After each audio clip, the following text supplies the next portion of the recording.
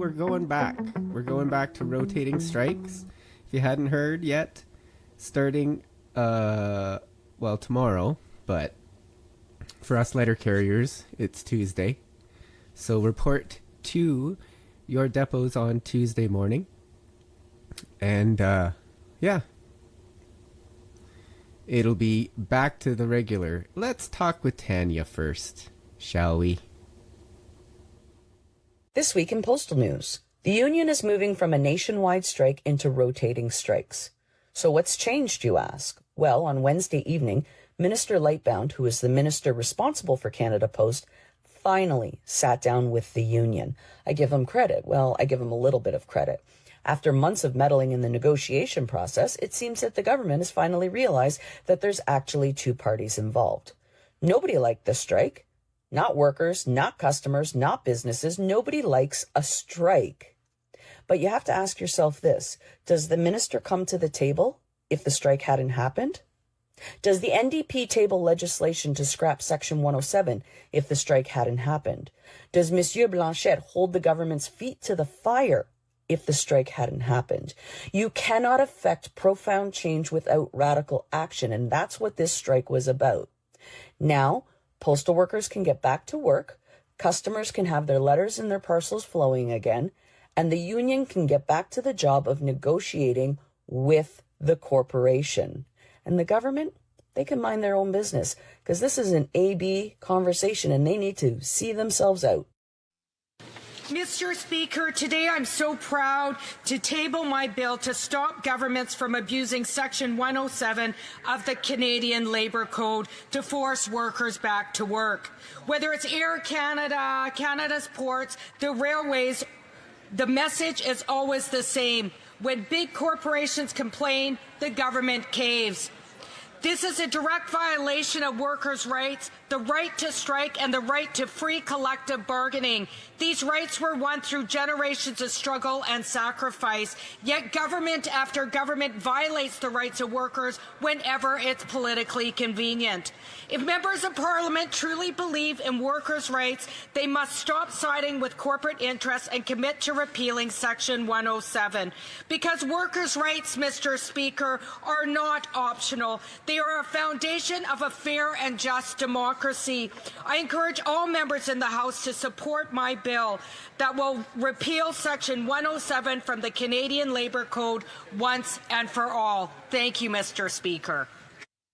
Hear, hear, hear, hear. I'm so excited about that, my friends, because I've been at this Section 107 thing, well, literally about a week before we got locked out in November/strike.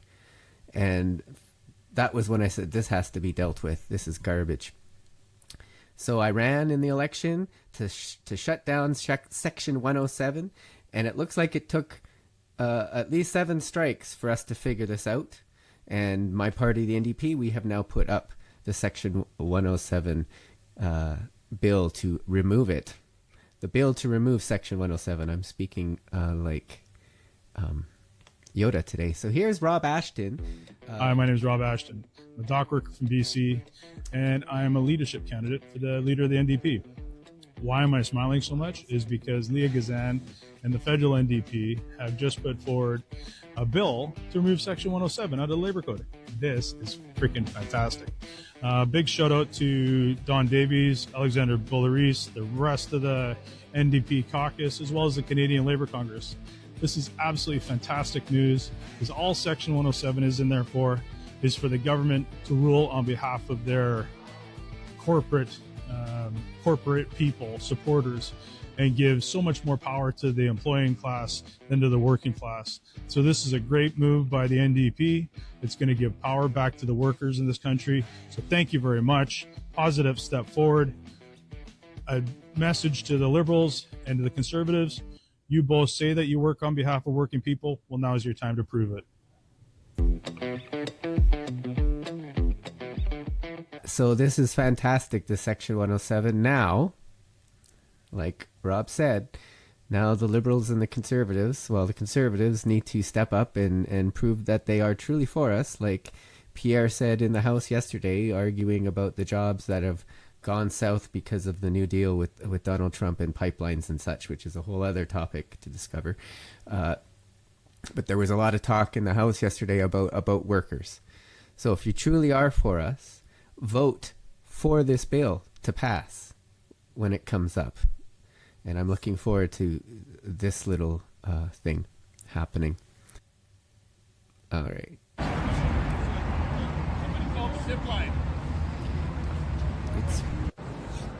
Hey folks, we're just down here picketing at Purolator today, and that's why it's a beautiful day. Fun stuff. There's always one in a crowd. Had to deal with him. Tried to run us over, sort of, kind of, lightly. But anyway, what I'm actually here to talk to you about today is the moratorium.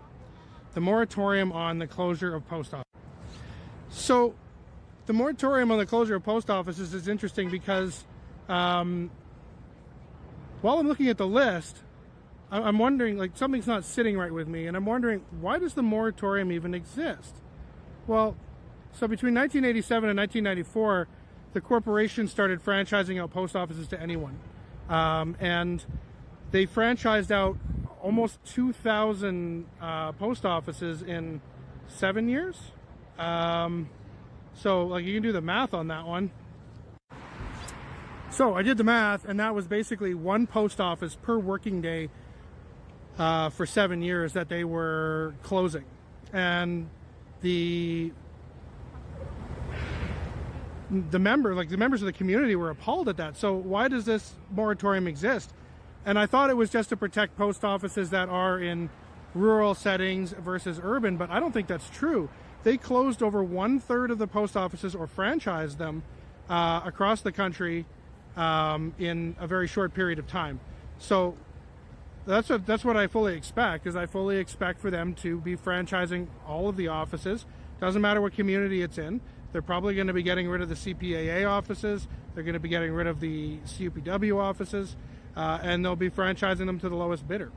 And I don't think that's a good thing. I don't think that the lowest bidder should be responsible for your mail or your parcels. I think it should be a community member who lives and works in your community. I think it should be someone with security clearance, like we have. We're required to make a security clearance. So the moratorium looks like it was there to protect post offices in general, not just those in urban environments, because they want to get rid of the entire moratorium, not just deal with the ones that are appropriate. All right? Well, you have a great day. Thanks.